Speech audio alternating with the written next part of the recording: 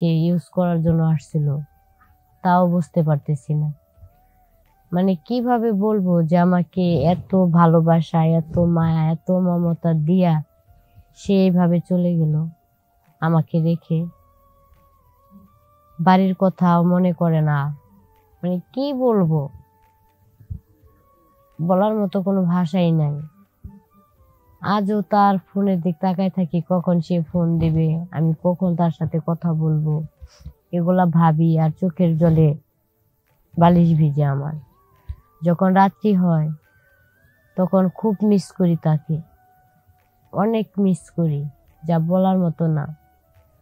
আর সে আমাকে এভাবে কষ্ট দিল আর এইভাবে রেখে চলে যাবে, এটা আমি কখনোই ভাবতেই পারি না যে সে আমাকে রেখে চলে গেছে। তো কেন চলে গেল সে? প্রবাসে গিয়ে সে আসলো না, আপনি এখন একা একা জীবন কাটাইতেছেন কিভাবে, যেভাবে সে যে প্রবাসে গিয়েছিল আমাকে বলেছিল অনেক টাকা ইনকাম করবে, কামাই রোজগার করবে, ও আর আমি অনেক সুখে থাকবো, এই বলে তো গেছে। যাওয়ার পরে 2-3 মাস হয়তো আমার সাথে কথাবার্তা বলছে, বলার পরে তার সাথে আর আমার সাথে এখন আর। আসসালামু আলাইকুম, কেমন আছেন সবাই? আশা করি সবাই অনেক ভালো আছেন। তো আপনাদের সামনে আমি আসলাম কিছু গল্প করতে। তো যদি গল্পগুলো ভালো লেগে থাকে তাহলে অবশ্যই লাইক, কমেন্ট, শেয়ার করবেন, সবাইকে দেখার সুযোগ করে দিবেন। আমি দীর্ঘ যাবৎ মার বাড়ি ছিলাম।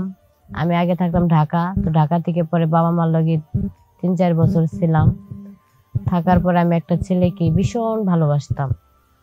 সেই ছেলের সাথে আমার বিয়ে হয়। 1-1.5 বছর সংসার করার পরে সে প্রবাস চলে যায়। প্রবাস যাওয়ার পরে সে আমার আর কোনো খোঁজ খবর রাখে না, ফোন টোন দেয় না, ঠিক মতো কথা বলে না, কেমন যেন হয়ে গেছে। তো বাবা মার কথা না শুনে ছেলের হাত ধরে চলে আসছি, বিয়ে করছি। মাঝে মাঝে অনেক কষ্ট হয়, বাবা মার জন্য খারাপ লাগে। যাকে এত বিশ্বাস করে হাত ধরে আসলাম, বিয়ে করলো, 2 বছর সংসার করলো, করার পরে প্রবাস যায়, তার আর কোনো খোঁজ খবর নাই। সে কি আদৌ আমাকে মন থেকে ভালোবাসছিল, না আমাকে ইউজ করার জন্য আসছিল, তাও বুঝতে পারতেছি না।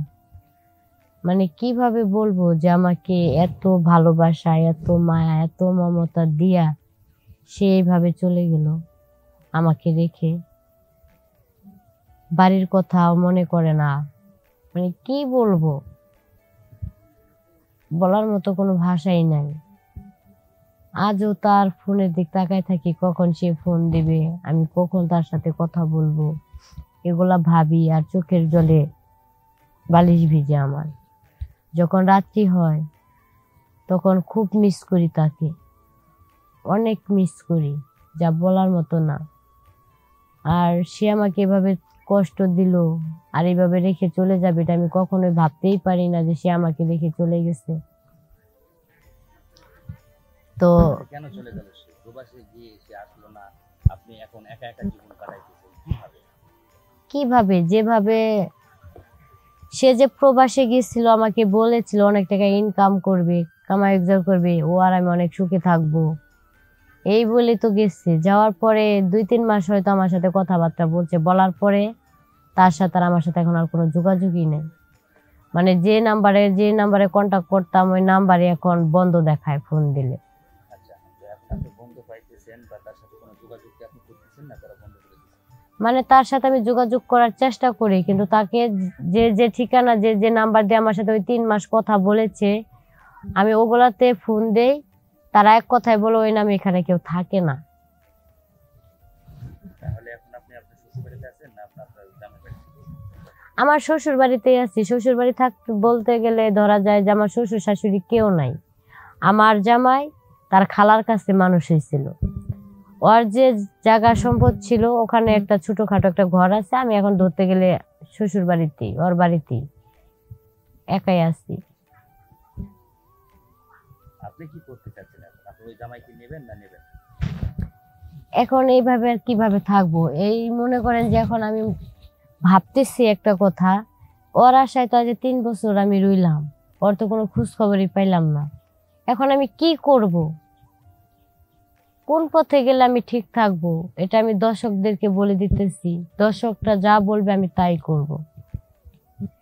দর্শকদের কি বলতে চাচ্ছেন আপনি ওর পদে উঠতে? এই যে দর্শকদের উদ্দেশ্যে বলতেছি, আমি বাবা মার কথা অবাধ্য করে একটা ছেলেকে ভালোবাসতাম, তার হাত ধরে আসছি, আসা বিয়ে করছি। 3 মাস সংসার করার পরে সে প্রবাস চলে গেছে।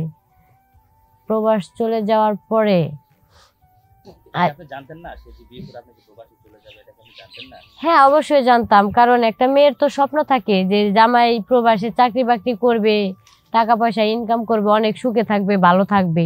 এটা আশা করে তো প্রবাসে পাঠিয়েছি, বা ও গেছে আমিও পাঠাইছি।